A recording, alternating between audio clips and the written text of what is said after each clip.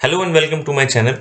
सो last video में हमने देखा कि जो हमारा फार्मास्यूटिक्स वन का जो कोर्स यूनिट वन है, इसमें हमारा जो थर्ड टॉपिक चल रहा था प्रिस्क्रिप्शन। सो इस टॉपिक में हमने डेफिनेशन देख ली, what is a prescription, different parts of a prescription, handling of a prescription, ये तीन टॉपिक हमने कवर कर लिए थे।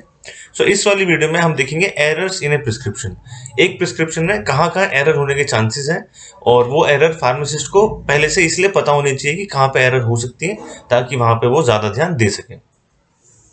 एरर्स इन ए प्रिस्क्रिप्शन मतलब एक प्रिस्क्रिप्शन में गलती कहाँ कहाँ हो सकती है, किस किस वजह से गलती हो सकती है, और हम इसलिए पढ़ रहे हैं क्योंकि एक फार्मासिस्ट को पहले से ही पता होना चाहिए कि गलती कहाँ कहाँ हो सकती है, जहाँ पे वो एडिशनल ध्यान देगा।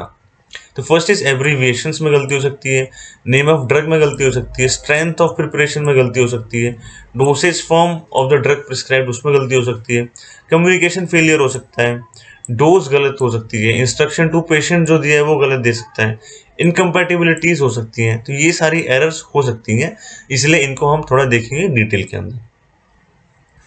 तो पहला हमारा जो एरर है, एब्रीविएशंस में जो एरर हो सकती है। So in most of the prescriptions abbreviated terms are used by the prescriber that leads to major errors during the interpretation by the pharmacist. तो जो लैटिन टर्म्स यूज करता है हमारे प्रिस्क्राइबर, उससे काफी बार हमारी कंफ्यूजन और काफी बार एरर हो सकती है by the pharmacist. For example SSKI एक हमारा लैटिन टर्म है, इसका मतलब है saturated solution of potassium iodide. It is preferably to avoid this kind of misleading abbreviations. So ऐसी चीजें नहीं यूज करनी जिससे हमारे फार्मासिस्ट एरर हो, उसमें कुछ वो कंफ्यूज हो, समझने में मुश्किल हो। सो ये सारी एरर्स के चांसेस हो सकते हैं, तो ये सारी एरर्स यूज नहीं करनी है, ऐसे टर्म्स यूज नहीं करने हैं। Then name of the drug में एरर हो सकती है। Name of some drugs, specially जो ब्रांडेड नेम्स होते हैं, इधर लुक और साउंड अलाइक, मतलब वो एक जैसे सुनाई देते हैं, एक जैसे दिखते हैं, उनकी स्पेलिंग लगभग एक जैसी होती है, इसलिए इनमें कंफ्यूजन होने के चांसेस ज्यादा है। So any error in the name of drug will lead to major danger of the patient. जैसे एल्थ्रोसिन और एल्ट्रोक्सिन, ये सेम सेम साउंड करते हैं। तो कभी प्रिस्क्रिप्शन में लिखा होगा एल्थ्रोसिन और फार्मासिस्ट ने दे दिया एल्ट्रोक्सिन, तो वो एरर हो जाएगी। मतलब दोनों ही मेडिसिन अलग अलग कंडीशन के लिए यूज होती हैं। सो इसलिए जो सिमिलर साउंडिंग या सिमिलर लुकिंग जो मेडिसिन हैं, उसमें ज़्यादा ध्यान देना है फार्मासिस्ट को। ऐसे एसिडिन और एपिडिन है, बस हमारा एक C और P का ही डिफरेंस है, एसिडिन और एपिडिन। और डॉक्टर्स की राइटिंग भी बड़ी फास्ट होती है, ज़्यादा समझ नहीं आता है। सो ऐसी चीज़ों में ज़्यादा ध्यान देना है। देन डिजॉक्सिन, डिजिटॉक्सिन, इसमें भी सिमिलर सिमिलर सा है। तो जैसे हम देखते हैं यहाँ पे एल्थ्रोसिन था और एल्ट्रोक्सिन था, एल्थ्रोसिन और एल्ट्रोक्सिन। सो ये तो हमारी एक एंटीबायोटिक है एरिथ्रोमाइसिन, और ये हमारी थायरोसिन की टेबलेट है। सो इसकी जगह अगर ये दे दिया, इसकी जगह अगर ये दे दिया, तो गड़बड़ हो जाएगी, पेशेंट को इसकी जरूरत ही नहीं है। दूसरा हमारा था जैसे एसिडिन और एपिडिन। सो एसिडिन तो हमारा एक एंटासिड है एसिडिटी के लिए, और एपिडिन हमारा एक ऑप्थेल्मिक सोल्यूशन है पोविडोन आयोडीन का। तो दोनों ही कितने अलग हैं, ये एसिडिटी के लिए, ये हमारा एंटीसेप्टिक आई ड्रॉप है। सो इसलिए इन चीज़ों में ज़्यादा ध्यान देनी है जहाँ पे गलती हो सकती है। थर्ड हमारा है strength of the preparation. So drugs are available in market in various strengths, so a drug must not be dispensed if the strength is not written in the prescription. Example, paracetamol tablet 500 mg should not be dispensed when no strength is mentioned in the prescription।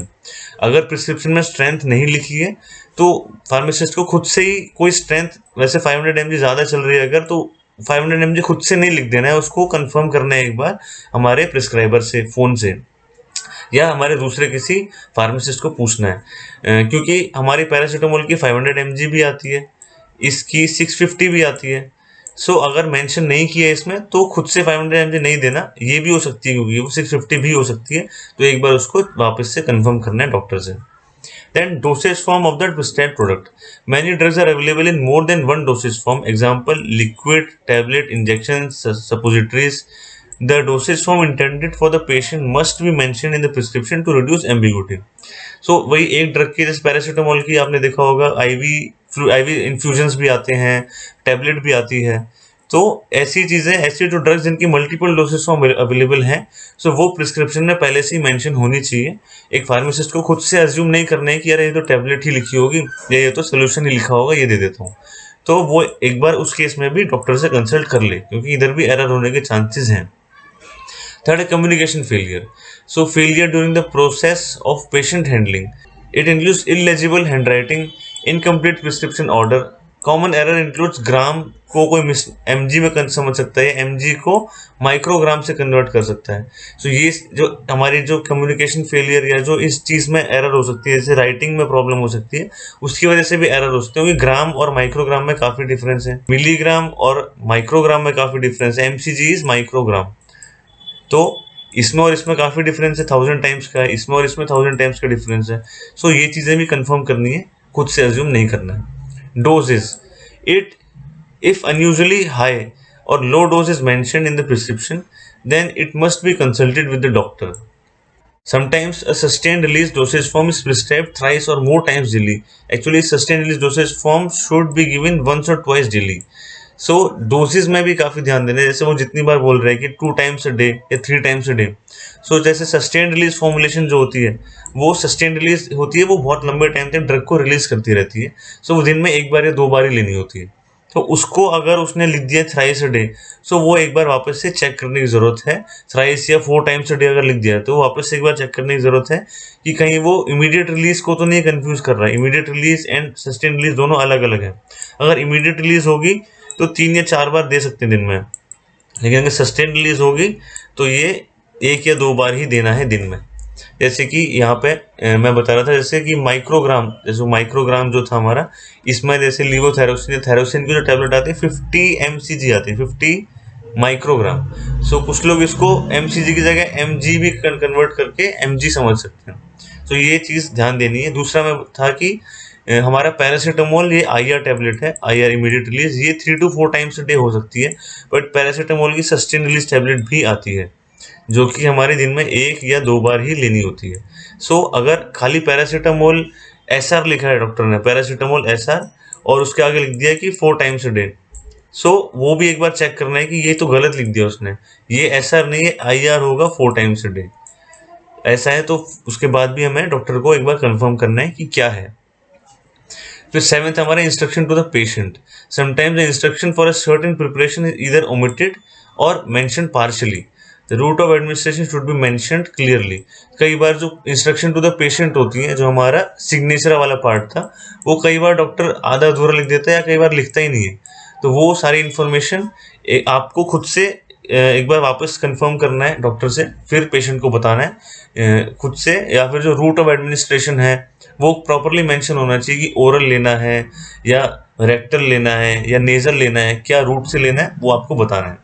So last हमारा इनकम्पैटिबिलिटीज। इनकम्पैटिबिलिटीज मतलब कोई भी 2 compound है आपस में compatible नहीं है, मतलब दोनों का जब रिएक्शन होगा, दोनों मिलेंगे आपस में, तो कुछ एक अलग रिएक्शन, टॉक्सिक रिएक्शन बना देंगे कुछ, जो कि कंपैटिबल नहीं होंगे एक दूसरे के साथ, मतलब दोनों एक दूसरे के साथ कंपैटिबल नहीं है, तो दोनों को दूर दूर रखना है हमेशा।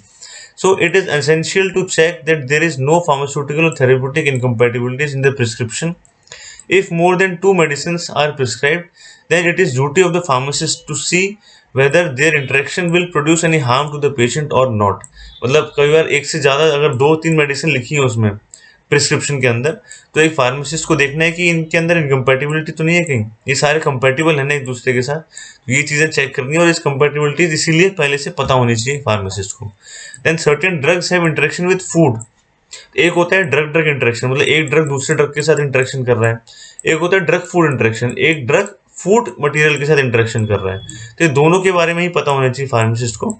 सो ड्रग फूड एग्जाम्पल का क्या, ड्रग फूड का एग्जाम्पल है कि जो टेट्रासाइक्लिन जो हमारी एंटीबायोटिक है, this is incompatible with milk और एंटासिड। मिल्क के साथ नहीं लेना है। ऐसे कई बार हम लोग मेडिसिन दूध के साथ दे लेते हैं कि गरम गरम दूध के साथ पैरासीटामोल खा लो, ये टैबलेट खा लो। तो हमारा जो टेट्रासाइक्लिन है उसको कभी भी मिल्क या एंटासिड के साथ नहीं देना है, वो उसके साथ इनकम्पैटिबल होता है। सो ये हमारी एक ड्रग फूड इनकम्पैटिबिलिटी का एग्जाम्पल है। सो यहाँ पे ये हमने 8 इनकम्पैटिबिलिटीज देख ली। तो ये यहाँ पे इसी से हमारा पूरा ये जो टॉपिक है वो कवर हो जाता है। इसमें हमने देख लिया कि ये डेफिनेशन देख ली, व्हाट इज ए प्रिस्क्रिप्शन। हमने उसके बाद डिफरेंट पार्ट्स ऑफ प्रिस्क्रिप्शन देख लिए, डिफरेंट पार्ट्स ऑफ प्रिस्क्रिप्शन। हमने हैंडलिंग ऑफ प्रिस्क्रिप्शन देख लिया, रिसीव करना है, कैसे रीड करना है, कंपाउंड करना है। देन एरर्स इन प्रिस्क्रिप्शन देख ली, ये भी हमने देख लिया कि प्रिस्क्रिप्शन में क्या क्या एरर हो सकती है। तो इसी के साथ हमारा टॉपिक 3 भी कंप्लीट हो गया अपना फार्मास्यूटिक्स 1 का, यूनिट 1 का। तो मिलते हैं नेक्स्ट वीडियो में। Bye bye.